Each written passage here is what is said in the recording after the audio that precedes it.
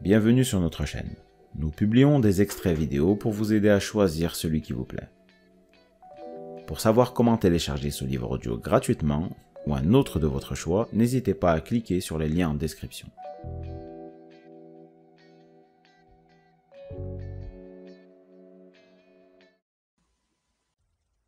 Chers auditeurs, nous vous invitons à rejoindre les milliers de gens qui ont déjà fait passer leur leadership en vitesse supérieure à l'aide du livre audio Leadership, les 11 changements essentiels auxquels tout leader doit se prêter, de John Maxwell, auteur à succès numéro 1 selon le New York Times. Lors de votre écoute, vous apprendrez qu'est-ce qu'un leadership et pourquoi tout leader doit le faire, en quoi consistent les 11 leaderships à faire, les instructions de mise en œuvre, comment passer d'un leader formé à un leader transformateur, et beaucoup plus encore. Voulez-vous accélérer votre carrière? Au lieu de tenir le cap, vous pouvez modifier votre trajectoire et vous positionner en faveur de réalisations nouvelles et enthousiasmantes avec John Maxwell.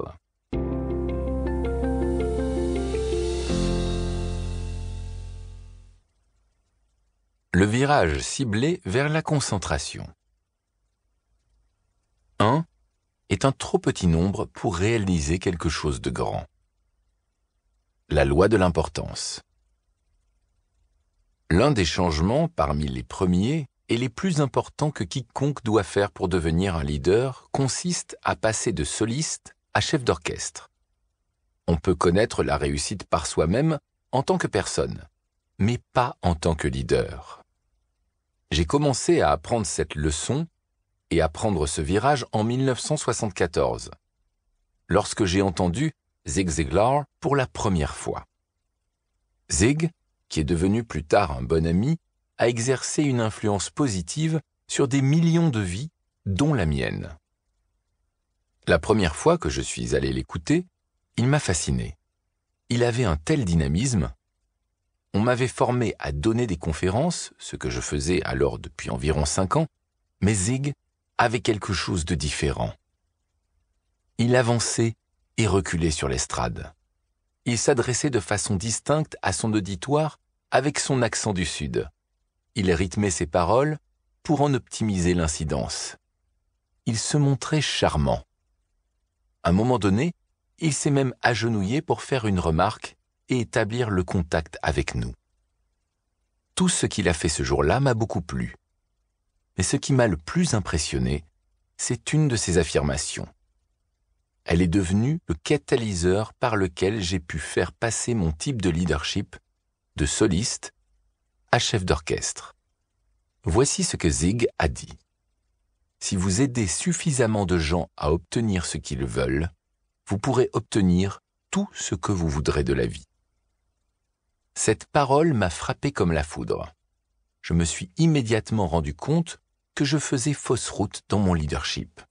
J'étais comme un soliste qui voulait que tout l'orchestre soit à mon service et suive mon programme.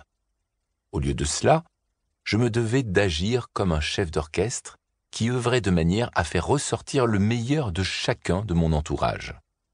Je devais modifier mon programme pour qu'il aide les autres et non que moi-même. Au cours des quelques années suivantes, j'ai délaissé le moi pour m'intéresser au nous et j'ai fait une découverte. Mes efforts accrus pour me concentrer d'abord sur les autres et leur procurer une valeur ajoutée accroissaient l'énergie de ceux que j'avais sous ma direction, tout en accroissant la mienne. C'est alors que j'ai compris qu'il est merveilleux que des gens viennent en aide à leur leader, mais encore plus merveilleux que le leader vienne en aide aux gens. Mes efforts accrus pour me concentrer d'abord sur les autres et leur procurer une valeur ajoutée accroissaient l'énergie de ceux que j'avais sous ma direction, tout en accroissant la mienne. Dernièrement, j'ai lu un article portant sur 4 musiciens solistes qui se sont réorientés pour devenir chefs d'orchestre. La sud-coréenne Han Na-cheng, qui avait connu une grande carrière en tant que violoncelliste, est devenue récemment chef d'orchestre à temps plein. Lorsqu'on lui a demandé pourquoi elle s'était mise à diriger un orchestre, elle a répondu « Je me sens attirée par la littérature symphonique et d'opéras exceptionnels, ainsi que par la composition et la collaboration qui existe entre le chef et l'orchestre.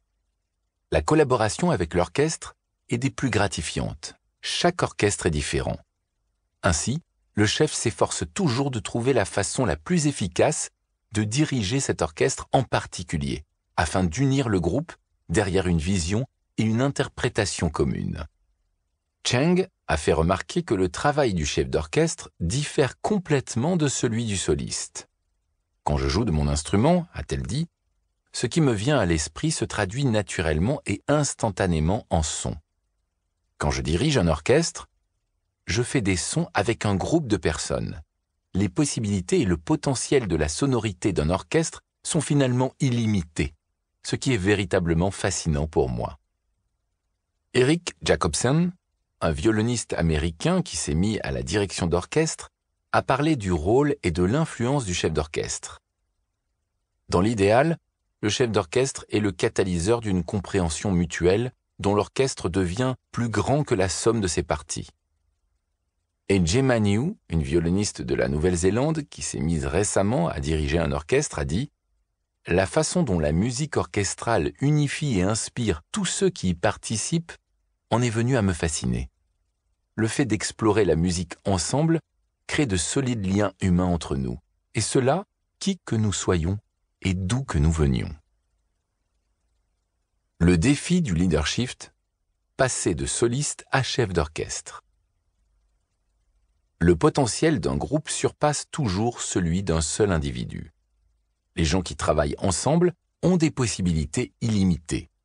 Ils peuvent collaborer à une chose leur étant supérieure. Et lorsqu'ils se lient entre eux, ils se plaisent à travailler encore plus. Cela ne veut toutefois pas dire que le travail d'équipe n'a pas son lot de défis. Si ce livre vous a plu, vous pouvez alors le télécharger gratuitement. Pour savoir comment faire, cliquez sur le lien en description de la vidéo. N'hésitez pas à commenter pour nous informer des extraits de livres audio que vous aimeriez écouter. Pensez à liker et à vous abonner pour ne rater aucune vidéo.